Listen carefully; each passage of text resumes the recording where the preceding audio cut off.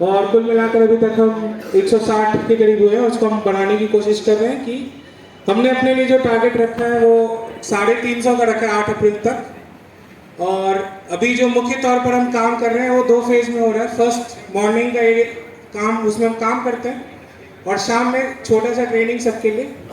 जो हमारा मकसद है एक प्रोफेशनल वाहिनी तैयार हो जाए जो टारगेट बेस्ड अप्रोच पर जीतने के लिए काम करे। और अभी हम मुख्य तौर पर 2 बड़े काम कर रहे हैं। एक कि जो एसकेएस का ट्रैकिंग है उसे कुछ समय तक आगे बढ़ा रहे हैं। पहले हमारे पास नंबर्स कम थे पर अब एक सफिशिएंट नंबर हो गया तो उसको हम कर पा रहे हैं। दूसरा जो टारगेट हमने रखा है कि पटना के जितने संस्थापक सदस्य हैं उनसे बात करके 11 अप्रैल की सभा के लिए 10,000 का मोबिलाइजेशन, उसमें सारे साथी लगे हुए हैं कि 10,000 तक हम दल लगा करके उनको 10,000 लोगों को यहाँ तक 11 अप्रैल की सभा के लिए ला सके। तो ये अभी 2 मुख्य काम हैं जो हम लोग करने की कोशिश करें। इसके अलावा जो भी काम मिलेगा वो हम लोग करेंगे मेरे ख्याल से। बस बाकी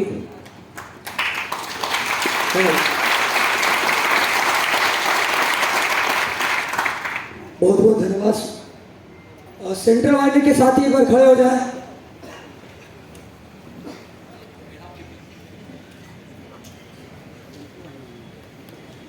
ठीक, बैठ।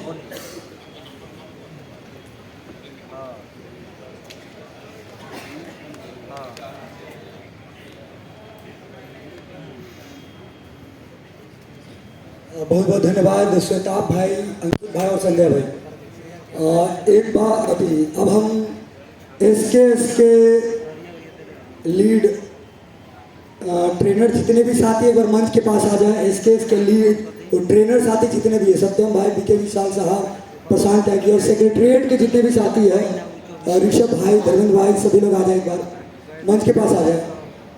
एक बार आप लोग ब्रीफ कर दे अपने कार्य के बारे में। करण भाई, आप लोग सभी लोग जितने भी ट्रेनर हैं एसके सभी लोग आ जाए। राम भाई आप लोग भी आ जाए, विपिन भाई आ जाए। एक एक करके आप अपने बारे में बता दो क्या कारण है। ऋषभ भाई आप तो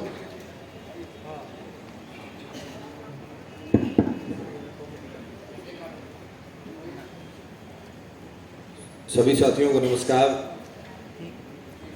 जैसा भाई बता रहे थे, मेरा नाम ऋषभ है। हम लोग सेक्रेटेरिएट के पार्ट हैं। सेक्रेटेरिएट बैकएंड में जो काम चलती है अलग अलग टीमों का मदद करने के लिए। और जो एसकेएस है, आप लोग जब अंतिम दिन प्लेसमेंट करते हैं या फिर जिस दिन आप आते हैं डे 0, तो करण प्रताप जी सेक्रेटेरिएट की तरफ से आप लोगों से बात करते होंगे, व्यवस्था के बारे में बताते हैं।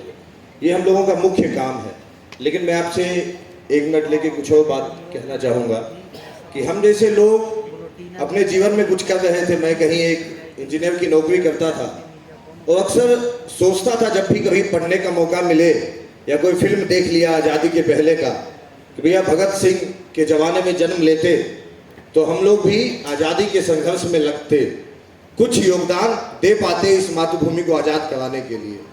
जब बाद में कभी पढ़ा तो जयप्रकाश जी के बारे में पढ़ा, उनके साथ लगे हुए कई लोगों के बारे में पढ़ा कि भैया ये लोग लगे तो देश में सत्ता परिवर्तन हुई। जो लोग उस वक्त परेशान थे, आपातकाल से परेशान हो या अन्य चीज़ों से परेशान हो, उनसे छुटकारा मिले, उसके लिए उन्होंने कुछ प्रयास किया। तो सोचते थे काश उनके ज़माने में जन्म लेते, 1975 के आसपास जन्म लेते तो उसमें कुछ योगदान दे पाते।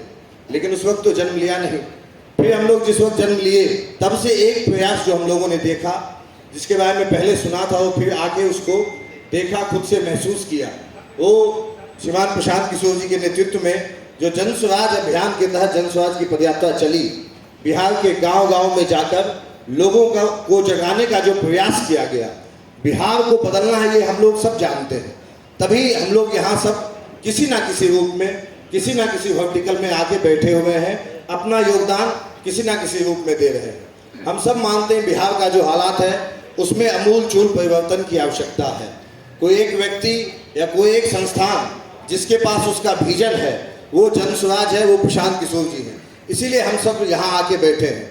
अगर आप भी अपने घर में ये सोच रहे हैं कि भैया मुझे भी अगर आज़ादी से पहले जन्म लेते तो हम भी आज़ादी की लड़ाई में लड़कर उसमें कुछ योगदान दे पाते, भारत को आज़ाद करा पाते। उस वक्त तो जन्म नहीं ले पाए, आप अभी जन्म लिए हैं, तभी आपके पास मौका है कि आप जन स्वराज से जुड़कर, वाहिनी के किसी भी वर्टिकल से जुड़ के, वाहिनी उसका एक ऐसा अंग है जो ये मान के चलता है कि हमें इस व्यवस्था से कुछ चाहिए नहीं, हमें इस व्यवस्था को बदलने वालों में एक होना है, हमें इसको बनाने वालों में से एक होना है, और जो बनाने वाला है उसको अपने हक के लिए चिंता करने की आवश्यकता नहीं होती है। प्रशांत जी अक्सर कहते हैं कि जो व्यवस्था बनाएगा उसको तो अपने आप कुछ ना कुछ मिल जाएगा, जो बांटने वाला है उसका हाथ हमेशा ऊपर होता है। यही आपसे भी निवेदन है कि अगर आपको लगे कि आपको कुछ योगदान देना है बिहार को बदलने में, तो आप भी आकर हम जैसे वाहिनी बन सकते हैं। और जैसे भगत सिंह अपना घर परिवार छोड़कर गए, आज़ादी की लड़ाई में जब लगे, घर परिवार छोड़ दिया, तो उनका खर्च कैसे चलता होगा। वो एक संगठन से जुड़े हुए थे जिसका नाम था HRA, बाद में हो गया HSRA। वो देश की चिंता करते थे, भगत सिंह देश को आज़ाद कराने की चिंता करते थे, और उनकी चिंता उनका संगठन करता था।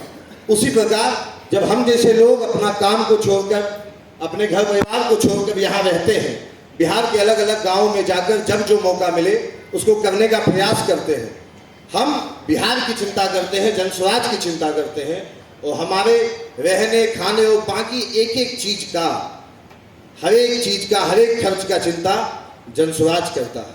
तो आप अगर बिहार की चिंता करना चाहते हैं तो आप सबों का स्वागत है। बहुत बहुत धन्यवाद।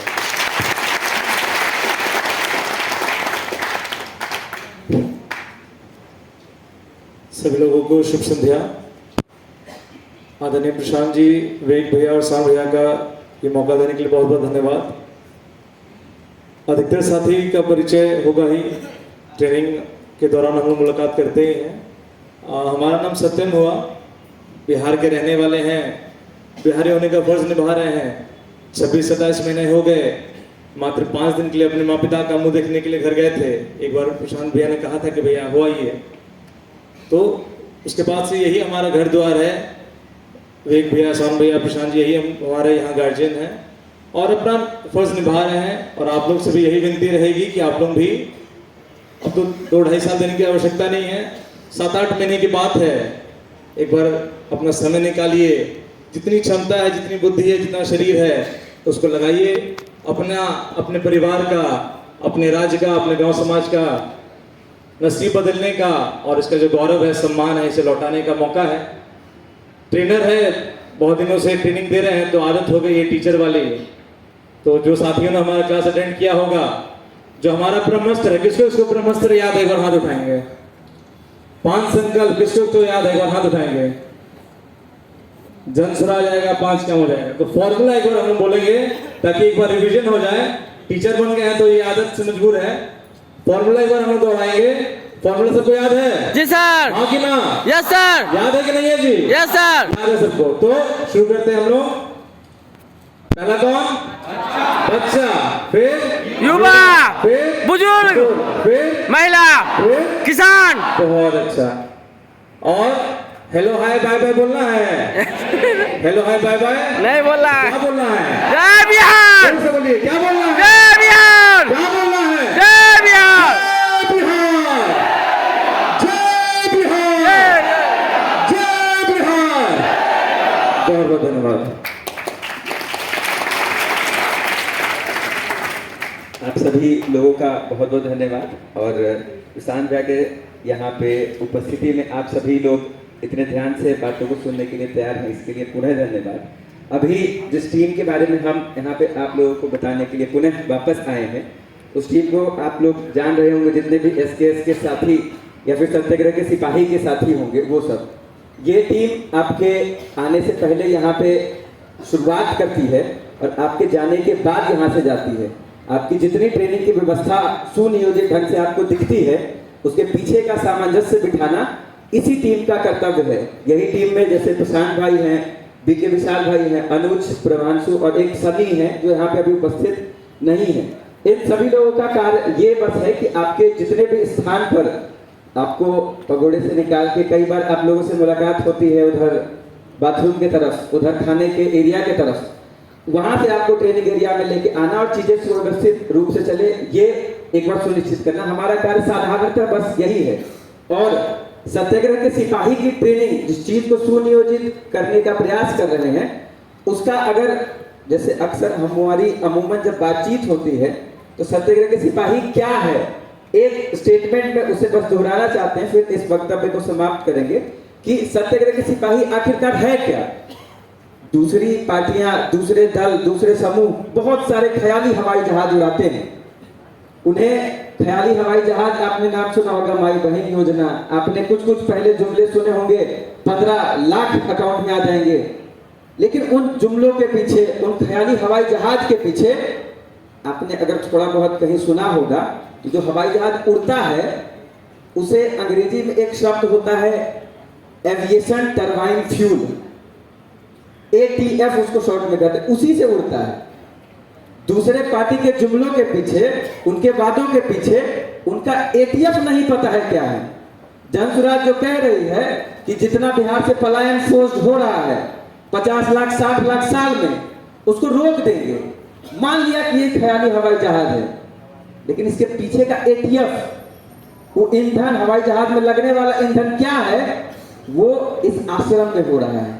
वो सत्याग्रह के सिपाही के ट्रेनिंग में अगर यहाँ से 1 लाख बच्चों को प्रशिक्षित करके भेज दिया जाए, वो 5,000 10,000 20,000 कमाने लगे, तो आप विश्वास नहीं करेंगे कि जब सरकार आएगी, जब वो ताकत बढ़ेगी, जब ये दृढ़ निश्चय रहेगा, यही चीज सुनियोजित ढंग से बड़ी ताकत के साथ पुनः स्थापित की जा सकती है।